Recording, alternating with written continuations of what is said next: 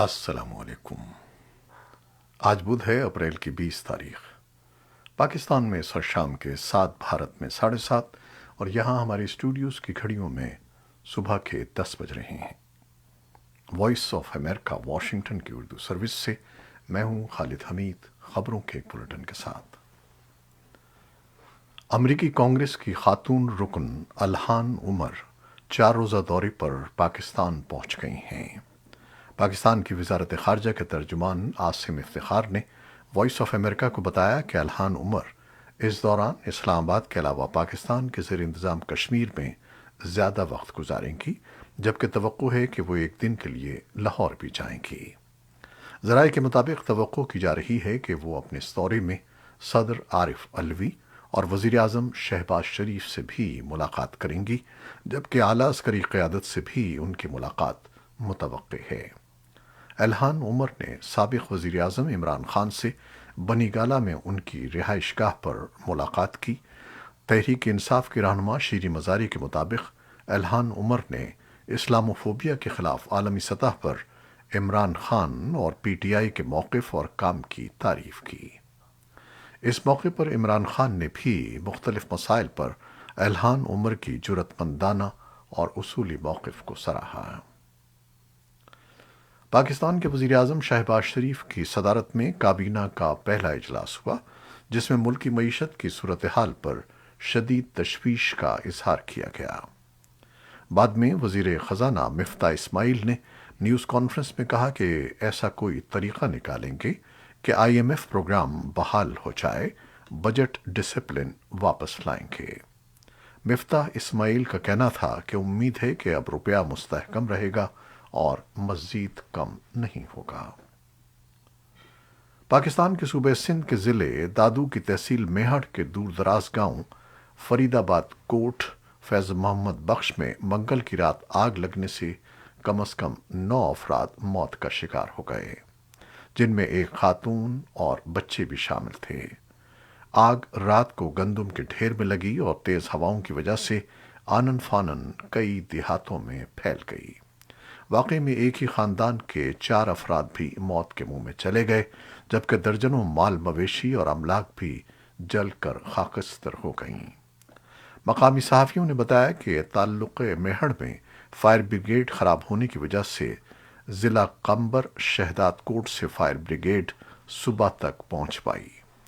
صوبائی حکومت نے واقعے کی تحقیقات کا حکم دے دیا ہے، جبکہ صوبائی ڈیزاسٹر مینجمنٹ اتھارٹی کے ایک عہدیدار نے وائس آف امریکہ کو بتایا کہ متاثرہ افراد کی تعداد 1500 سے 2000 کے درمیان ہے، تاہم نقصانات کا جائزہ لیا جا رہا ہے، جس کے بعد حتمی تفصیلات سامنے آ سکیں گی۔ امریکی محکمہ خارجہ نے افغانستان میں اسکول پر کیے گئے حملے کی سخت مذمت کی ہے۔ محکمہ خارجہ کے ترجمان نیڈ پرائس کا کہنا ہے کہ افغانستان کابل میں ممتاز ایجوکیشن سینٹر اور عبد الرحیم شاہد اسکول پر منگل کے گھناؤنے حملوں کے رد عمل میں غم و غصے کے اظہار کے طور پر امریکہ عالمی برادری کے ساتھ شامل ہے۔ ان کا کہنا تھا کہ ہم ان بزدلانہ کارروائیوں میں ہلاک ہونے والوں کے اہل خانہ اور دیگر عزیزوں سے تعزیت کرتے ہیں۔ مجرموں کو انصاف کے کٹہرے میں لایا جائے۔ ان کا کہنا تھا کہ تمام افغان بچے محفوظ طریقے سے اور تشدد کے خوف کے بغیر اپنی تعلیم حاصل کرنے کے مستحق ہیں۔ اقوام متحدہ کے سیکرٹری جنرل اینٹونیو گوتریس نے بھی ایک ٹویٹ میں کابل کے اسکولوں پر ہونے والے مہلک حملوں کی مذمت کی ہے اور متاثرین کے اہل خانہ کو تعزیت کا پیغام بھیجا ہے۔ انہوں نے کہا کہ بین الاقوامی انسانی قانون کے تحت شہریوں اور شہریوں کے بنیادی ڈھانچے بشمول اسکولوں کے خلاف حملے سختی سے ممنوع ہیں۔ یونیسیف کی ایگزیکٹو ڈائریکٹر کیتھرین رسل نے ایک بیان میں کہا کہ وہ مغربی کابل میں اسکول کے بچوں کو نشانہ بنانے والے وحشیانہ حملوں سے خوفزدہ ہیں۔ بیان میں کہا گیا ہے کہ یونیسیف اس حملے کی مذمت کرتا ہے اور تمام فریقین سے سخت الفاظ میں اپیل کرتا ہے کہ وہ ہر وقت بچوں کی حفاظت کریں۔ U N H C R کے سربراہ فلپو گرینڈی نے ایک ٹویٹ میں ہلاک یا زخمی ہونے والوں کے اہل خانہ سے تعزیت کی۔ افغانستان کے لیے امریکہ کے خصوصی ایلچی थॉमस वेस्ट ने ट्विटर पर काबुल में तलबा पर होने वाले खौफनाक और बुज़दिलाना हमलों की मजम्मत की है। एमनेस्टी इंटरनेशनल ने स्कूल पर हमले को मजहबी और नस्लीय अक़लियतों पर काबिल मजम्मत हमला करार दिया है। तालिबान हुकूमत ने अफगानिस्तान में यूएसएड के फंड से चलने वाले मंसूबों पर काम के आगाज की मीडिया रिपोर्टों का खैर मकदम किया है। इक़्तिसादियात के नायब वज़ीर डॉक्टर लतीफ़ नज़री ने वॉइस ऑफ अमेरिका को बताया है कि यूएसएड के मल्टी मिलियन प्रोजेक्ट्स के दोबारा शुरू होने से अफगानिस्तान में गुर्बत में कमी और माशी उरूज में मदद मिलेगी। आलमी बैंक ने अफगानिस्तान में सेहत, ज़राअत और ज़रिए माश पर तवज्जो मरकूज करने वाले 3 मंसूबों पर काम शुरू कर दिया है, लेकिन इस फैसले से आगाह ज़राए ने मंगल को बताया कि तालीम के मंसूबों के लिए तकरीबन $150 मिलियन पर रोक को बरकरार रखा जाएगा।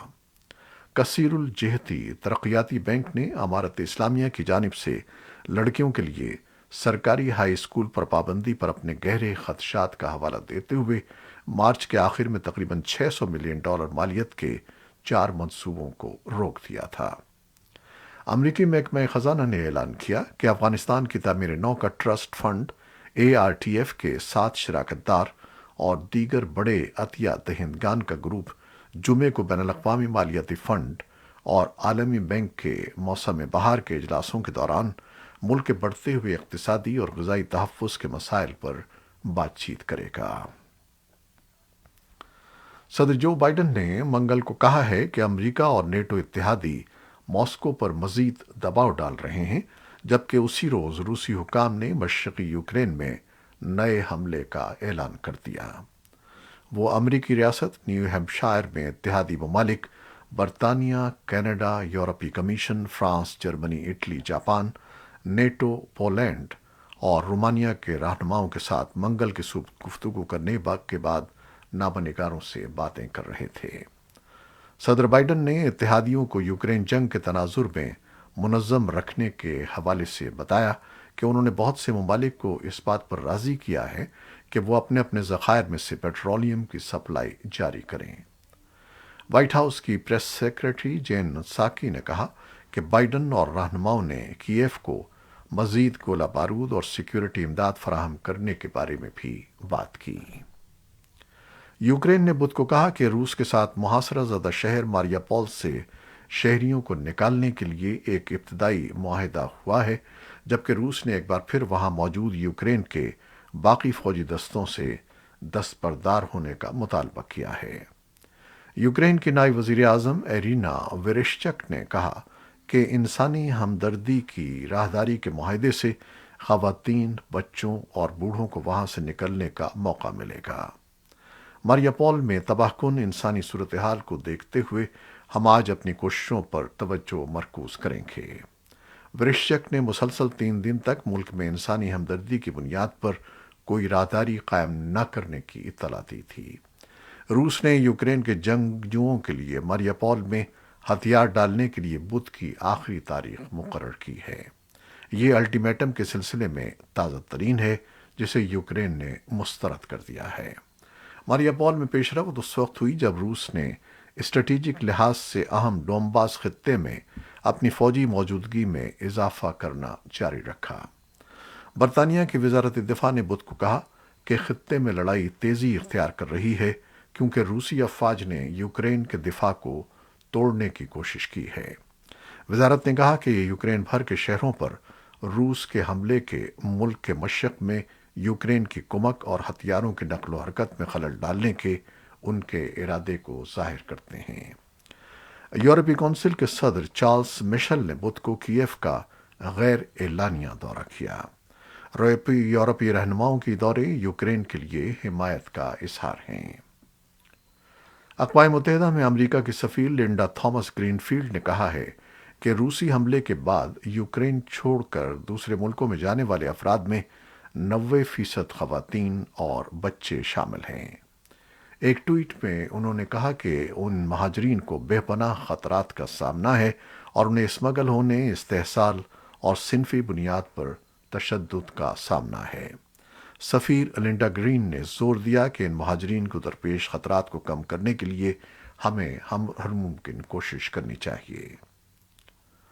اقوام متحدہ کے سیکریٹری جنرل انتونیو گتریس نے اس ہفتے آرتھوڈاکس ایسٹر کے موقع پر 4 دن کے انسانی بنیادوں پر جنگ روکنے کی اپیل کی ہے۔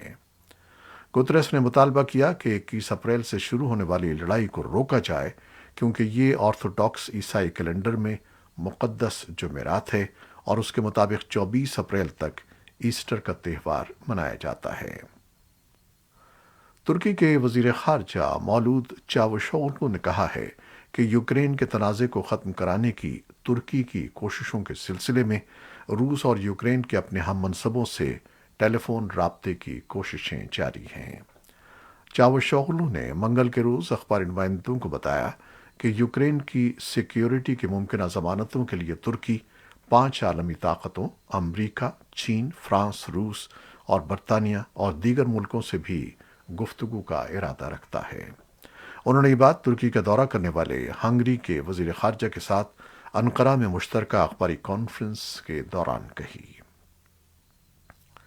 روس نے منگل کو کہا ہے کہ وہ 15 ڈچ سفارتکاروں کو ملک سے نکال دے گا اور ان کے پاس ملک چھوڑنے کے لیے 2 ہفتے ہیں۔ ہالینڈ کی جانب سے گزشتہ ماہ 17 روسیوں کی بے دخلی کے بعد یہ جوابی کارروائی کی گئی ہے۔ ڈچ حکام کا کہنا تھا کہ بے دخل کیے جانے والے سفارتکار دراصل انٹیلیجنس آفیسرز تھے۔ روس کے اعلان کے جواب میں ڈچ خارجہ امور کے وزیر ہاکسٹا نے ایک بیان میں کہا کہ یہ توقع تھی کہ روس جوابی اقدام کرے گا، تاہم یہ افسوسناک قدم ہے۔ بھارت میں حالیہ کچھ برسوں کے دوران فرقہ وارانہ ہم آہنگی اور ہندو مسلم اتحاد کی صورتحال ابتر ہوئی ہے اور مسلمانوں کے خلاف ہندوؤں میں منافرت کا ماحول بنانے کی کوشش کی جا رہی ہے۔ رواں ماہ میں اب تک متعدد ریاستوں میں پرتشدد واقعات ہوئے ہیں۔ ہندوؤں کا الزام ہے کہ ان کے مذہبی تہواروں کے مواقع پر نکالے جانے والے جلوسوں پر مسلمانوں کے پتھراؤ کی وجہ سے یہ واقعات ہوئے ہیں، جبکہ مسلمانوں کا الزام ہے کہ ہندوؤں کے مذہبی جلوس مسلم علاقوں سے گزارے جاتے ہیں اور مسجدوں کے باہر رک کر اشتعال انگیز نعرے لگائے جاتے ہیں۔ ماہرین کہتے ہیں کہ یہ سب سیاست کی کار فرمائی ہے، ورنہ سب مل جل کر رہنا چاہتے ہیں۔ سری لنکا میں حکام نے منگل کو پولیس اور حکومت مخالف مظاہرین کے درمیان ہونے والی جھڑپ کی تحقیقات کا وعدہ کیا ہے، جس کے نتیجے میں ایک احتجاجی ہلاک ہو گیا۔ مظاہرین نے دارالحکومت کولمبو سے تقریباً 90 کلومیٹر شمال مشرق میں واقع قصبے رامبوکانا میں ایک ریلوے لائن کو بلاک کر دیا تھا اور ایک ایندھن کے ٹینکر کو پٹڑیوں کو عبور کرنے سے روک دیا تھا۔ منگل کے روز ہونے والے تصادم میں کم از کم 13 مظاہرین زخمی ہوئے ہیں۔ تصادم میں متعدد پولیس اہلکاروں کے زخمی ہونے کی بھی اطلاعات ملی ہیں۔ ترکی نے پیر کو شمالی عراق میں کردستان ورکرز پارٹی کے مسلح باغیوں کو نشانہ بناتے ہوئے ایک نئی زمینی اور فضائی مہم شروع کرنے کا اعلان کیا ہے۔